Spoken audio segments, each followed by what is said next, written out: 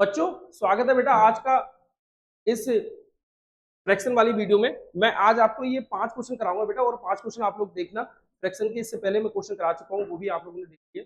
ये भी बड़े ध्यान से देखना है, ठीक है, और समझना और प्रैक्टिस करना है इसमें। ठीक है बेटा, स्वागत है आपका आपके अपने चैनल में मैथ्स लेवल में। मैं राकेश सर आज आपको फ्रैक्शन की कुछ जो वर्ड प्रॉब्लम वाले क्वेश्चन उनको मैं बताऊंगा, और बहुत बेहतर तरीके से बताऊंगा। पूरी कोशिश करूंगा कि आप लोग सही से समझें। ठीक है भाई, जैसे पहला क्वेश्चन मैं ये ले रहा हूँ।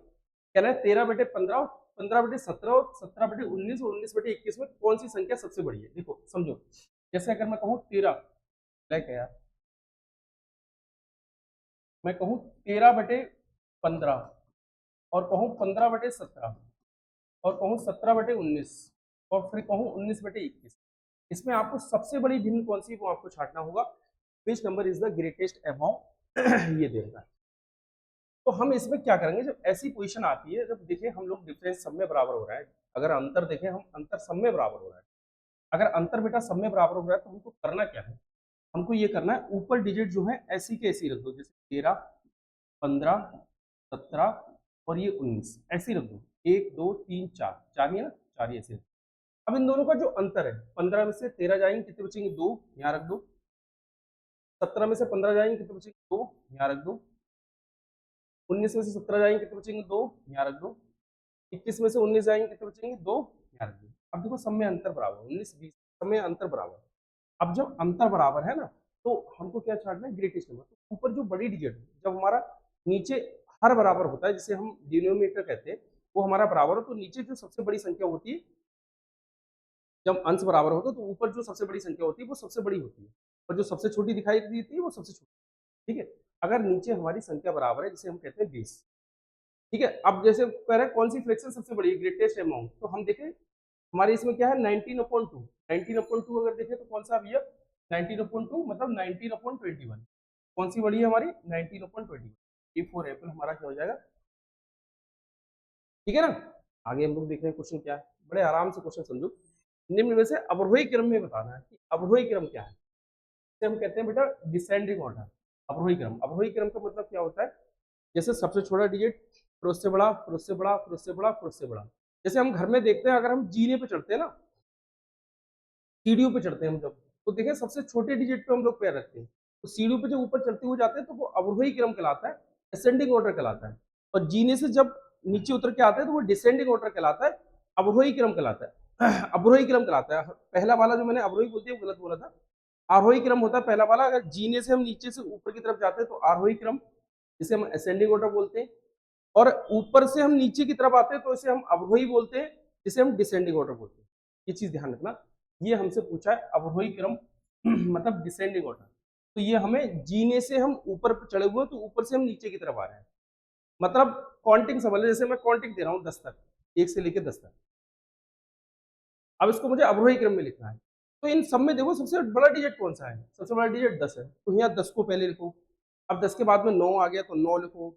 8 7 6 5 4 3 2 1, इस तरीके से लिखेंगे। अवरोही क्रम डिसेंडिंग ऑर्डर कहलाएगा। आरोही क्रम कैसे हो गया, आरोही क्रम 1 से लेकर 10 तक, 1 2 3 4 5 6 7 8 9 10, ये आरोही क्रम हो गया, जिसे हम असेंडिंग ऑर्डर कहते हैं। ठीक है, इसको पहचानना। अब यहाँ पे मुझे वही बताना है, तो यहाँ पर बताने के लिए दूसरी चीज लागू हो रही है, हालांकि मैंने आपको बता दिया था इसलिए कि आपके दिमाग में आ जाए, और यहाँ पर मैं दूसरी चीज लागू कर रहा है, तो दूसरी तरीके से हम लोग करेंगे। देखो भैया मुझे अब इसमें बताना है कि डिसेंडिंग ऑर्डर सबसे बड़े डिजिट मुझे पहले लेना है। तो इसमें सब में देखो, इसमें 3/5 है फ्रैक्शन, तो 7/9 है, तो 7/9 है, इसमें 6/7।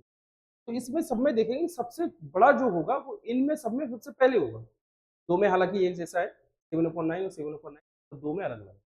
तो जो देखेंगे जिसमें हमारा पहला डिजिट आ गया, अगर मान लो 3/5 आ गया, तो हमारा 3/5 वाला आंसर हो ही जाएगा। और ना आया तो हम आगे देखेंगे किस तरीके से कर रहे हैं। जैसे मैं इसको देखूँ, क्रॉस मल्टीप्लाई करो, 9 3 27, तो यहाँ आया 27, 5 7 35, 35। अगर हिंदी में बोले तो 9 3 27 और 5 7 35, तो ये 27 है, ये 35। हमें लेनी है बड़ी वाली डिजिट अब हुई, तो बड़ा वाला कौन सा है, 7/9, तो हम 7/9 ले रहे हैं नीचे। अब ये ले रहे हैं 6/7। अब इन दोनों में, क्योंकि ये तो छोटा था इसलिए हम इसको लेंगे नहीं। अब इन दोनों को देखेंगे, इसकी मल्टीप्लाई करें, 7 7 49, तो ये 49 आ गया। 9 6 या 54, तो ये 54 आ गया। अब भैया बड़ा कौन सा है? 54 बड़ा है, तो इसका मतलब 6/7 बड़ी है। तो 6/7 किसमें आ रही है? हमारी डी वाले में। तो ये डी वाला आंसर है। ठीक है, क्लियर हो गया?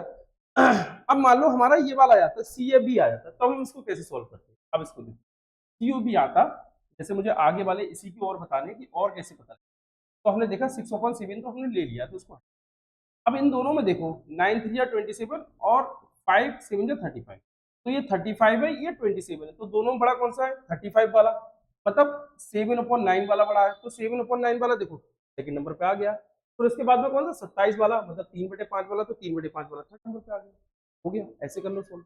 ठीक है, समझ में आ गया होगा? आगे तुम लोग के समझ में आगे बेटा? आगे देखो हम लोग क्या कर रहे हैं। निम्न में सबसे बड़ी भिन्न कौन सी है? अब ये आप देखो, कह रहे हैं सबसे बड़ी भिन्न कौन सी है? 2/4 और कह रहा है 4/5, 6/7 और 5/6। इसमें सबसे बड़ी भिन्न बताना है, द ग्रेटेस्ट फ्रैक्शन अमंग, इन सब में सबसे बड़ी। तो मैं क्या करूंगा, मैंने जो अभी बताया वही करूंगा। तभी इसकी क्रॉस मल्टीप्लाई करें, 5 2 जा 10, इसकी 4 4 जा 16, तो यहाँ 10 यहाँ 16, तो दोनों में बड़ा कौन सा है? 16। मुझे कौन सी लेनी? ग्रेटेस्ट, तो 16 है, तो इसका मतलब ये वाला हटा दूंगा। अब इसकी मल्टीप्लाई करो 4/5 और 6/7 की, तो देखो 7 4 जा 28,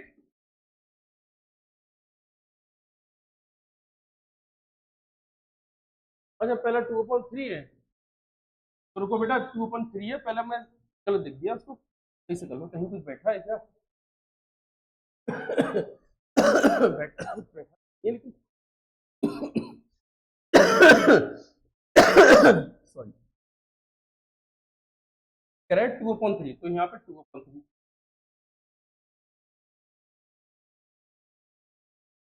और ये कह रहे हैं 4/5, 6/7, और यहाँ पे 5/6। देखो भी 5 की 2 से मल्टीप्लाई, 5 2 जा 10, 3 की 4 से मल्टीप्लाई, 3 4 जा 12। हमें लेना है बड़ी डिजिट, ग्रेटेस्ट भिन्न, बड़ी भिन्न लेनी। तो इसका मतलब 10 और 12 में कौन सा बड़ा है? 12 वाला, तो ये वाला हटा दो। 4/5, 6/7, क्रॉस मल्टीप्लाई 28, क्रॉस मल्टीप्लाई 30, बड़ी कौन सी है? ये वाली 6/7, तो ये वाली हटा दो। मतलब 6/7 और 5/6, 36, 35, तो कौन सी? 36, 36 मतलब कौन सी वाली होगी? 36 मतलब होगी 6/7, तो यहाँ 6/7 कौन सा? सी, C4 कैट हमारा। कीजिए कुछ, ठीक है भाई, कोई दिक्कत नहीं। आगे हम लोग देखें, इसको हम लोग अगर सॉल्व करें तो कैसे सॉल्व हुआ, देखो भैया। जैसे ये देखो, ये सब मल्टीप्लाई में है, इक्वल का साइन है, यहाँ भी मल्टीप्लाई में, और ये इसकी जगह पे मुझे लेके आना है एक्स, मैं इसको कट कर दूँ तो, और इससे कट, ठीक है। मल्टीप्लाई में जब होते हैं इक्वल का साइन होता है, तो ऊपर ऊपर वाली संख्या कट जाएगी, नीचे नीचे वाली कट जाएगी, अगर वो मल्टीप्लाई में है तो। ये 2 कैंसिल, ठीक है, और ये 3 हो गया, ठीक है भैया। अब क्रॉस मल्टीप्लाई करें, 7 की 2 से मल्टीप्लाई करें, तो 7 2 14, और ये 25, तो 14/25, 14/25, 14/25 इसको कौन सा है? तो इसमें 14/25 नहीं है। मिक्स फ्रैक्शन कर नहीं सकते क्योंकि ऊपर छोटा डिजिट है, नीचे बड़ा डिजिट, तो 14/25 इसमें कोई सा नहीं है, तो हम D4 डॉल आंसर लगा।